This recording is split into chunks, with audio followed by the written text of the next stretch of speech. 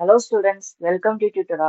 நாம இன்னைக்கு 12th chemistry chapter 12ல இருக்க பேஜ் நம்பர் 151ல இருக்க ப்ரிப்பரேஷன் ஆஃப் ஆல்டிஹைட்ஸ்ல ரோசன்மன் ரியாக்ஷன், அதாவது ஆல்டிஹைடை எப்படி ப்ரிப்பேர் பண்றோம் அப்படின்றத நேமிங் ரியாக்ஷனை தான் நம்ம பார்க்க போறோம். ஸோ இந்த நேமிங் ரியாக்ஷன் வந்து ஆல்டிஹைட் ப்ரிப்பரேஷன்னு கேட்பாங்க, ரோசன்மன் ரிடக்ஷன்னு கேட்பாங்க.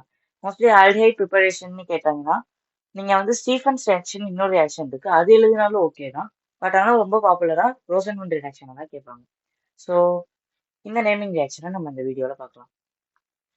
ஸோ ரோசன்மன் ரியாக்ஷனுக்கு பேசிக்ஸாக இந்த விஷயம் மட்டும்தான் இருக்கும். இதில் என்ன சொல்கிறாங்கன்னா, when acetyl chloride is mixed with H2 in presence of PD by BaSO4னா பலாடியம் பை பேரியம் சல்ஃபேட் அப்படின்னு அர்த்தம். அதான் வந்து கேட்டலிஸ்ட். இதை அதாவது அசிட்டைல் குளோரைட்னா என்னது? இந்த CH3CO CL அசிட்டைல்னா CH3CO, Cl இருக்கனால குளோரைட், அதனால தான் இதோட பேர் அசிட்டைல் குளோரைடை ஹைட்ரஜனோட மிக்ஸ் பண்ணோம். H2ன்றது ஹைட்ரஜனோட மிக்ஸ் பண்ணோம்னா இன் பிரசன்ஸ் ஆஃப் என்ன கேட்டலிஸ்ட் கொடுத்துருக்காங்க? Palladium by barium sulphate. அந்த கேட்டலிஸ்ட்டை நான் அப்படியே எனக்கு காப்பி பண்ணிக்கிறேன். ஓகேவா? அந்த கேட்டலிஸ்ட் நான் அப்படியே இங்கே காப்பி பண்ணிட்டு இவ்வளோ இந்த அசிட்டைல் குளோரைட ஹைட்ரஜனோட இன் பிரசன்ஸ் ஆஃப் இந்த கேட்டலிஸ்டோட இது பண்ணும்போது என்ன கிடைக்குதுன்னா ஆல்டிஹைட் கிடைக்குது. ஸோ ஆல்டிஹைட் எப்படி கிடைக்குது, ஃபார்ம் ஆகுது அப்படின்றத பார்க்கலாமா? ஸோ இங்க இருக்க இந்த H2 இருக்கா, இந்த H2வை நான் இப்படி எழுதிக்கிறேன்.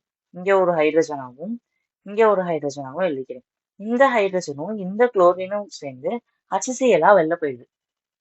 HCl வெளியில போயிடுது. இப்போ பேலன்ஸ் இருக்க இந்த ஹைட்ரஜன் போய் இந்த இடத்துல சப்ஸ்டியூட் ஆகுமா? ஸோ அவனுக்குள்ள அப்படின்னா அது எந்த மாதிரி கிடைக்கும் அப்படின்னு பார்த்தோம்னா இந்த CH3 அப்படியே இருக்கும், சி டபுள் பாண்ட் ஓ வரைக்கும் அப்படியே இருக்கும். அங்க Cl இருந்த இடத்துல இந்த ஹைட்ரஜன் போய் சப்ஸ்டியூட் ஆகிறதுனால CH3 CHO, அதாவது இந்த CHO தான் ஆல்டிஹைட். கரெக்டா? இந்த நேமிங்லாம் உங்களுக்கு கொஞ்சம் குழப்புது அப்படின்னா நம்ம சேனல்லே IUPAC நாமென்க்ளேச்சர் இருக்கு, அந்த வீடியோவை போய் பாருங்க, ரொம்ப கிளியரா புரியும். இப்போ இந்த CHO இருக்கனால ஆல்டிஹைடு, CH3 இருக்கனால அது அசிட்டா அப்படி சொல்லுவோம். ஸோ அதனால அசிட் ஆல்டிஹைடு அப்படின்னு சொல்றோம்.